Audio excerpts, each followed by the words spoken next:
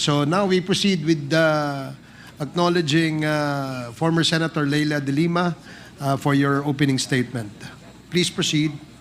Good morning to the lead chair of the Quad Committee, Representative Barbers, to the chairs of the other committees constituting the QuadComm, the members of the QuadComm, members of Congress, and also good morning to the other resource persons invited for today's hearing.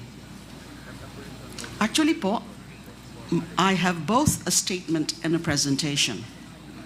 Medyo mahaba po, and I was advised right before the hearing that I should cut it down. Although mahaba po talagang presentation ko. Best efforts, I will try to abbreviate. Okay. Mr. Chair, before our former senator proceeds, can I just request that she puts the mic a little bit closer, just so that we can hear her voice louder. Thank you very much. Okay. Salamat po. I attend this hearing with a deep sense of irony. I have not forgotten that in September and October of 2016, the House Committee on Justice conducted the inquiry on the Bilibid drug trade. However, unlike this hearing, the real subject of that hearing was not really about the drug trade. The real subject of that 2016 House Committee hearing was all about destroying me for conducting a Senate inquiry which in so many aspects was like this one. The only difference between this hearing and that Senate hearing is that my committee inquiry was 8 years earlier and Duterte was at the peak of power. Sa Senate hearing pong yun ay kinundin ako yung drug war ni Duterte. At nagmakaawa pa po ako na tigilan na ito habang ilang daan pa lang ang mga nagiging biktima at wag na sanang paabutin pa ng libo-libo. Ngunit sa kasawiang palad, wala pong nakinig sa akin, lalo na may mga mayorya po tayo ng mga senador at congressman na ayon kay Senator Bongo noong isang araw, ay walang sawa sa pagpalakpak kay Pangulong Duterte sa bawat banggit niya sa pagsulong na madugong drug war sa kanyang mga zona. Sa halip ako ay pinaaresto, pinakulong, binusalan ng halos 7 taon gamit ang mga gawa-gawang ebidensya katulad ng testimonya ng mga ilang Bilibid drug lords at inmates. I'd like to say that the objective for targeting me was threefold: to silence me, to destroy my credibility, and to serve as an example to others.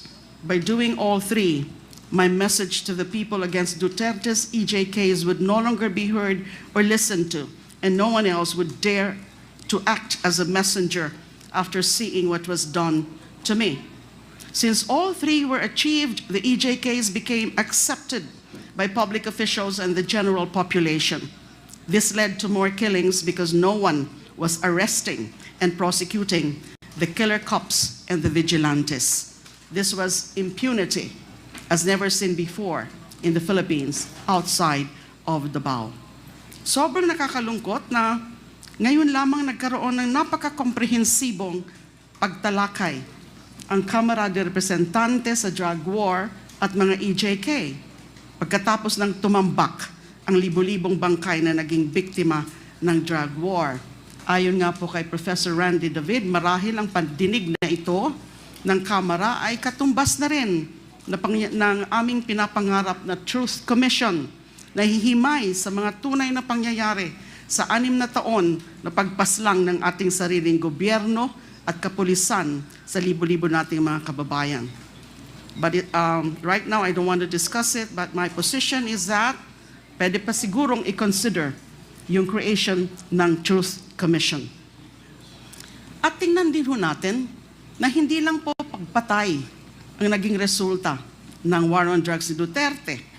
There are also those who were unjustly imprisoned based on planted and fabricated evidence. Ako nga po yung one of the very first victims of that.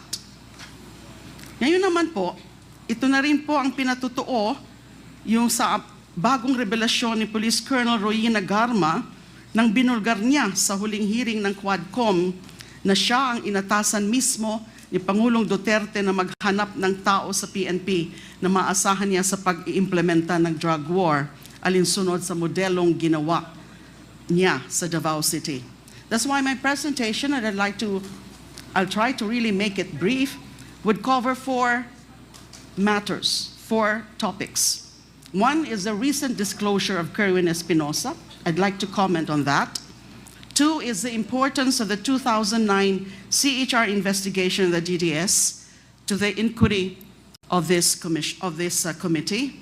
Three is the revelation of former Police Colonel Ruyina Garma that the drug war was modeled after the Davao anti-drug campaign. And I'd like also to touch the relevance of Republic Act number 9851 on crimes against humanitarian law, genocide, and other crimes against humanity in enforcing accountability. So ito na po yung aking presentation. Although meron po akong mga i-skip because actually part of my presentation are some videos, but hindi ko na po yon ipapakita because of the limited time.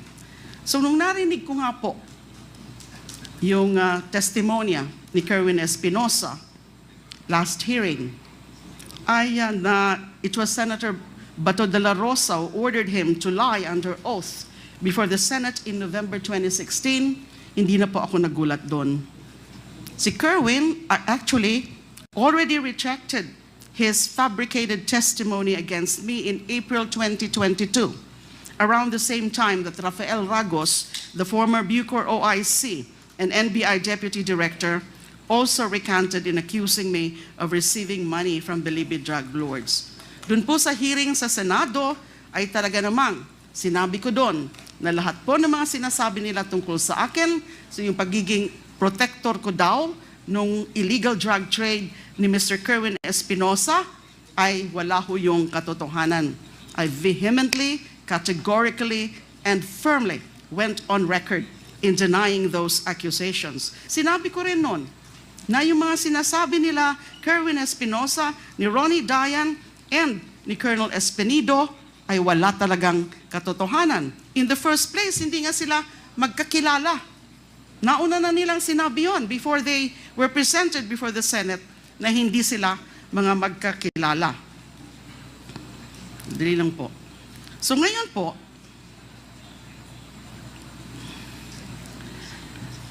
nandito si Colonel Espinido. I saw him earlier. If the Quad Committee would be so kind as to indulge me, gusto ko sana makiusap kay Colonel Espinido. Sabihin niya na yung katotohanan. Kasi yung all he said during that Senate hearing was just let God be the witness to my innocence or something to that effect. Sana po ngayon, Colonel Espinido, sabihin niyo na rin po ang katotohanan. Kung pwede sabihin nyo na rin o i-corroborate nyo yung sinabi ni Kerwin na si then PNP Chief De La Rosa and now Senator De La Rosa ang involved or responsible for ordering the three of you to fabricate accusations against me. Now, sinabi ko rin po kanina na I'd like to discuss the relevance of the CHR investigation and the QuadComm inquiry. Maybe at this point, I cannot yet do that. Sasabihin ko lang po na mahalaga yung naging CHR investigation namin in 2009 into the DDS killings. Kasi pwede itong maging reference point in terms of painting a picture of the organization, the Davao Death Squad, the operation, and the implementation of the Duterte drug war from the barangay to the national level. Kasi sinabi na nga ho ni Colonel Garma, yung kanyang mga revelasyon na the extrajudicial killings, yung mga operations under Duterte's drug war beginning in 2016 was just patterned after the Davao model. And the Davao model can only refer or can only mean the DDS model, or the Davao Death Squad. Skip muna po natin yan. Doon naman sa affidavit po ni Colonel Garma, presented and expounded upon the last hearing, I'd like to share some information we got and some findings on the Davao model of payment and rewards mentioned by Colonel Garma. This information is limited to the facts uncovered during the 2009 CHR investigation on the Davao Death Squad. Next slide, please. The history of the DDS can be divided into two: the period from 1988 to 1998 and the period from 2001 to 2016. So may break po. The break in these two periods coincides with then Mayor Rodrigo Duterte's hiatus as mayor of Davao City when he was elected congressman instead of mayor in 1998 due to the 3-term limit.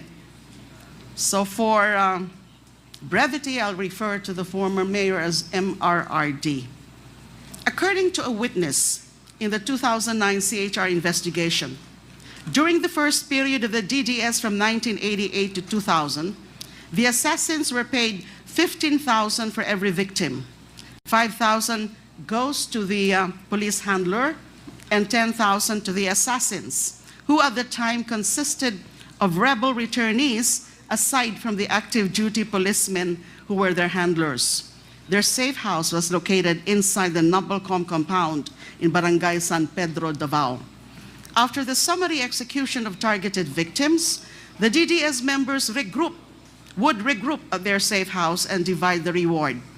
During that time, MRRD sometimes personally gave out the kill orders and the reward money directly to the assassins themselves.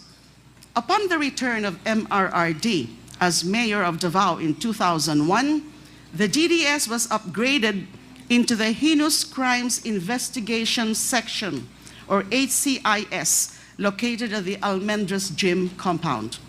The HCIS was an official unit of the DCPO, or the Davao City Police Office. The HCIS consists of both active duty PNP and civilian abanteros, or hitmen.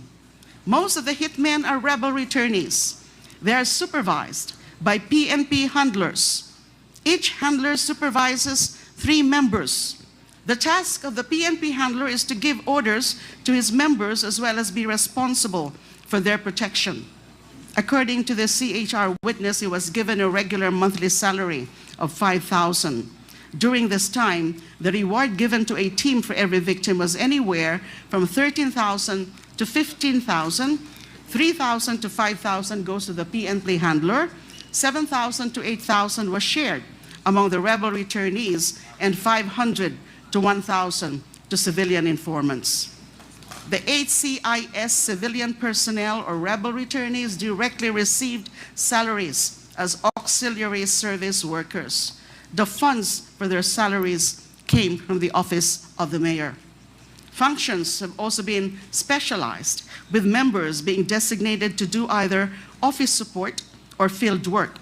A team of 1 PNP handler and 3 civilian abanteros was given an average of 3 targets every month. May I now go also to the revelation of Arturo Las Cañas. Yung mga naging findings po namin, although yung iba po doon, mga unofficial findings ng CHR investigation, were eventually confirmed by Edgar Matobato and Arturo Las Cañas when they went public at the Senate with their stories and executed affidavits in 2016 and 2017. Matobato executed an affidavit and was filed with the Ombudsman as a criminal complaint against Duterte and other DDS members. That criminal complaint is still pending sa Office of the Ombudsman. The most comprehensive account on the DDS from its founding in 1988 up to 2016 is the affidavit of Arturo Las Cañas, which was submitted to the ICC. This affidavit consists of 186 pages of gory details on the sociopathic behavior of Duterte as founder and leader of the DDS. Yung 186-page affidavit po yan, actually it was serialized in an investigative or feature story of Rappler in November 2021.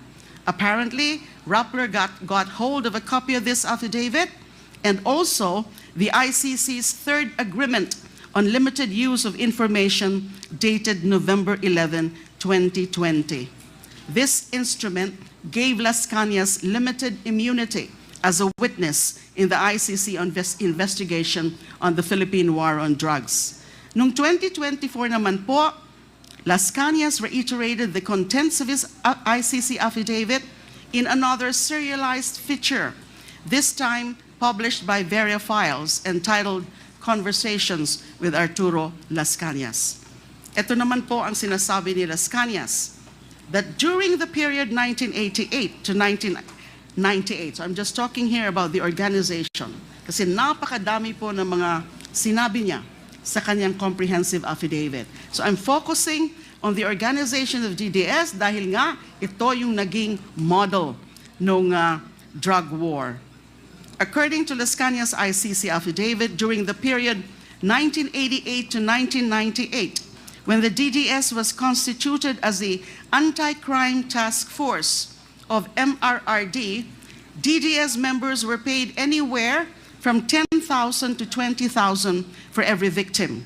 This was the reward for the ordinary victims. Pag mga matataas naman po, the so-called special project killings, they were rewarded anywhere from 100,000 to 1 million pesos, depending on the status of the target.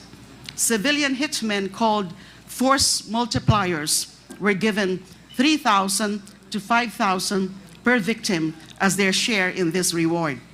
The DDS logistics and finances came from the Peace and Order, or Intel Fund, of MRRD. This includes weekly gas allowance, monthly cash allowance, and Christmas cash gifts. Skip ko na muna po yung iba. Next slide, please. Las Cañas also confirmed the CHR findings on the organizational structure of the DDS under the HCIS, or Heinous Crimes Investigation Section, from 2001 to 2016. And this is as follows. MRRD, alias Superman, as the highest leader and mastermind of the DDS. SPO4 Sanson Benaventura as the logistics, finance, and death clearance feature or officer. SPO3 Arturo Las Cañas as overall team leader for operations and planning. SPO4 Bienvenido Laud as team handler and in charge of the Laud Quarry mass grave. And SPO3 Jim Tan as team handler and in charge of the Mandug mass grave.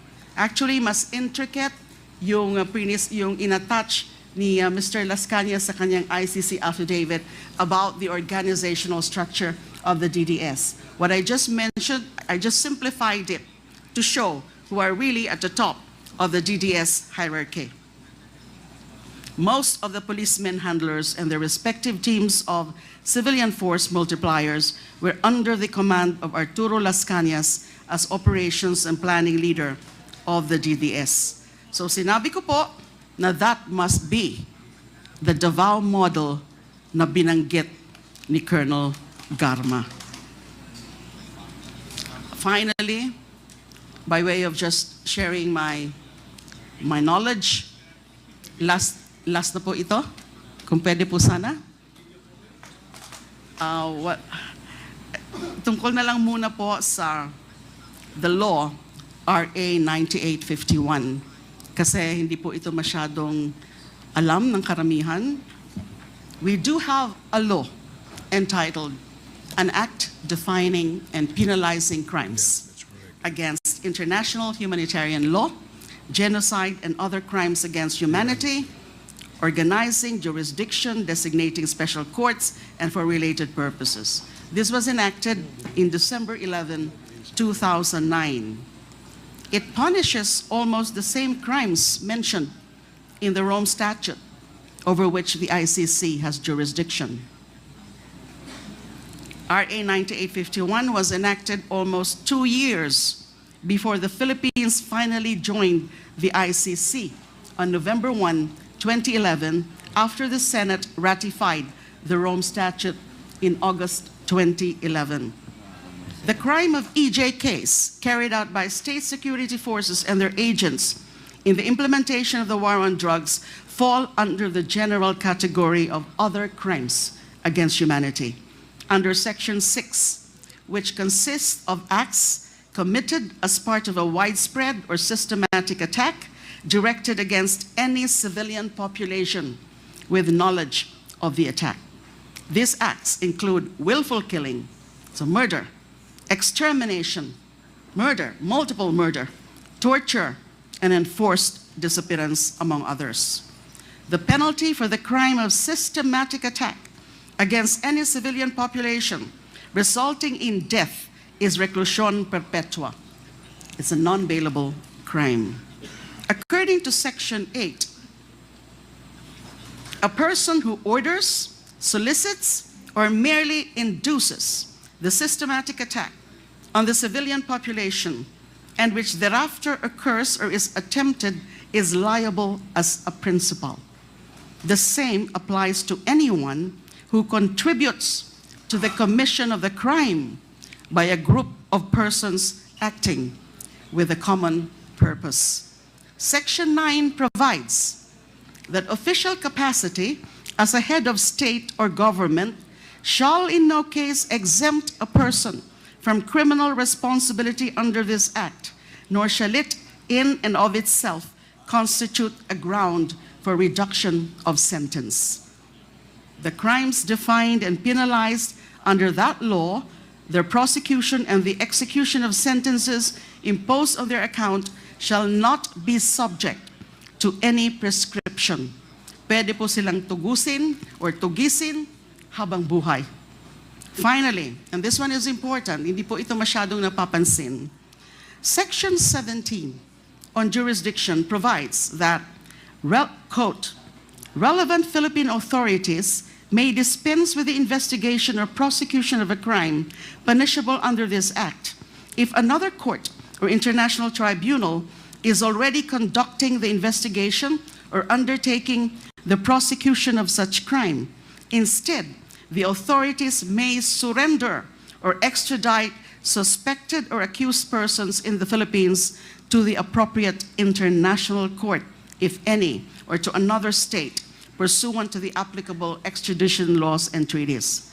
Napakasimple po, sa aking palagay, sa aking pagkaalam, napakasimple po ang ibig sabihin ng batas na ito.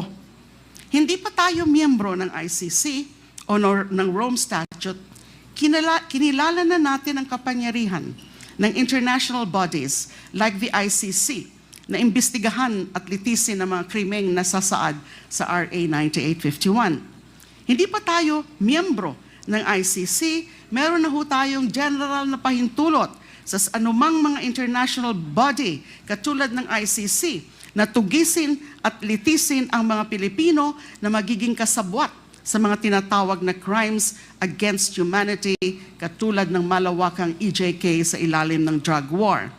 Hindi pa tayo miyembro ng ICC na ilahad na natin sa batas na yan na kung sakali may international body na nag-iimbestiga ng crimes against humanity, maaari nating isurrender o i-extradite sa international body na katulad ng ICC sa The Hague, Netherlands, and mga sangkot sa mga ganitong klase ng krimen. I do recognize, and I think you will agree with me, that it will be totally discretionary on the part of the Philippine authorities. Just like sa mga sa extradition po natin, na pwede natin na isurrender muna, ipaubaya muna in the requesting party, yung isang akusado na covered sa extradition treaty, pero nasa atin pa rin yun kung gagawin natin yun. Kaya ko po to sinasabi, kasi through this law, we have recognized the jurisdiction of the ICC over crimes against humanity committed in the Philippines, even before we ratified the Rome Statute as a binding treaty. Sarili na po nating batas ang nagsasabi na kailangan natin makipag-ugnayan sa ICC kahit noong hindi pa tayo miyembro ng ICC. Lalo na noong tayo ay miyembro na. At kahit hindi na tayo miyembro ng ICC, dahil sa makasariling pagkalas ni Duterte sa ICC noong 2018. Para sabihin natin na wala na tayong pakialam sa ICC, kailangan muna nating ipawalang bisa ang batas na ito.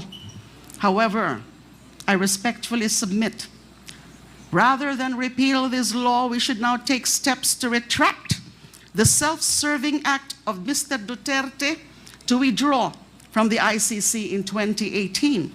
We must return to the fold of the ICC. We must rejoin the community of nations who have recognized the need for an international body of nations who have recognized to go after the perpetrators of the most terrible crimes against humanity, the hostis humani generis, the enemies of humankind. Mga kaaway lamang ng sangkatauhan ang takot sa pagsasanib puwersa ng mga bansa upang matigil ng pagpatay ng walang habas sa ngalan ng Estado. But having said that, I still appreciate so much, many people appreciate so much the efforts of this Quad Committee that can very well be indeed the Truth Commission. Kaya lang tindang natin, yung napaka-komplikado talaga ng usapin ng war of drugs. Kadaming biktima na hindi naman natin pwedeng busisiin lahat for every individual acts of killing. Kundi, dapat anuhin natin, maganda nga yung nangyayari doon sa mga revelasyon ni Colonel Garma, na ganyan yung ginamit nilang model. At tinuturo mismo si Mr. Duterte. So ano lang siya? Supplemental, ano lang siya? It's just corroborating everything else that we know from news reports, from other information, and from yung mga nangyayari beginning in 2016. So I just shared my views on the need to rejoin ICC kasi you can never tell in the future ano man yung resulta ng itong ginagawang investigasyon ng Quad Committee, na in the future we will have another tyrant, another mass killer for a president. So, ganun po ang aking opinion sa bagay na yan. Maraming salamat po. Mr. Chair, thank you, Senator Leila de Lima.